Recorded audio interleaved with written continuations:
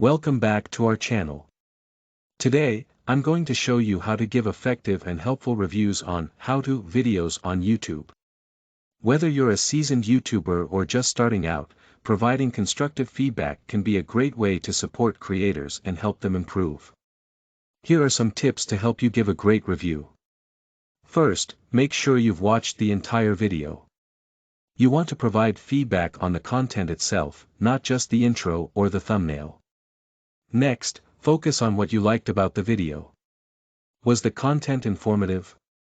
Was the presenter engaging and easy to follow? Highlighting the positives will encourage the creator and let them know what they're doing well. If there's something you think the creator could improve on, be specific and provide constructive feedback.